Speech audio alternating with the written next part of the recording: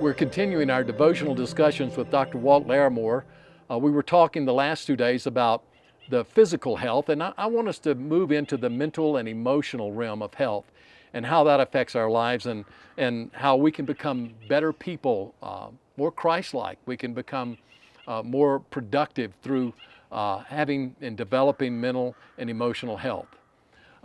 Walt, let's talk about that a little bit, because we were talking about physical health and exercising and eating, but a lot of lack of exercise or eating binges come from a mental or emotional state. So what is the correlation between health and mental emotional health, physical health and the mental and emotional? The connection is absolutely dramatic. The two are intricately tied together.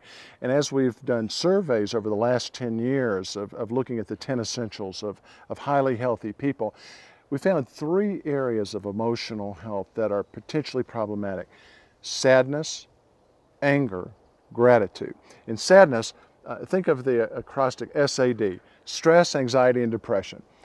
Those can be crippling to our emotional and our physical health. And so we've built into our assessment tool a measure that helps people see, is the stress they're under, the anxiety that they have, the mood changes they have, is that something that's crippling you? You may not know it without measuring it.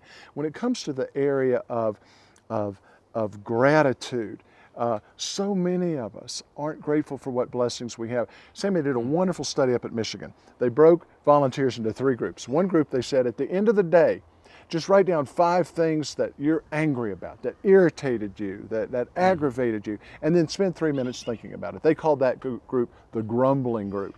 And they took another third of the volunteers, and they said, we want you to gloat. Well, the way they said that was, think about 5 ways you're better off than people you work with or people in your neighborhood, and then spend 3 minutes thinking about that.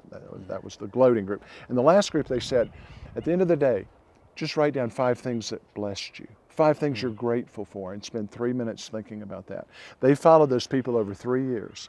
Their emotional and physical health began to change within 3 weeks. Wow. And the only group that became healthy was the gratitude group. Learning to be grateful as opposed to gloating or grumbling. And last but not least is that anger and unforgiveness.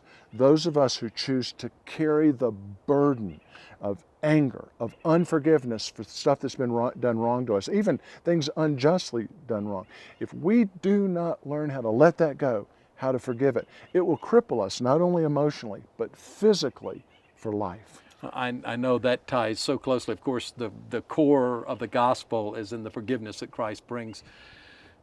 But there are a lot of Christians who are struggling with this. Oh, absolutely. So what do you do as a Christian or as a non-Christian? How do you deal with the forgiveness and letting it go? You know, one principle that helps my patients, I tell them, if you choose not to forgive someone, now they may not deserve it, but if you choose not to forgive them, to hold on to that anger is like drinking dilute cyanide, trying to hurt the other person. You don't hurt them. Yeah. You only eat out your own insides, your own heart.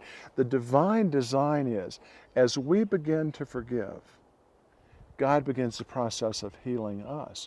We can choose to forgive or not to forgive. We can't undo what's wrong, but we can make that choice. I want us to go a little further into this tomorrow as we talk about this, and also going back to how we can make some real changes in our attitude tomorrow. Thank you so much, Walt, and we'll look forward to tomorrow and our devotional time with you again.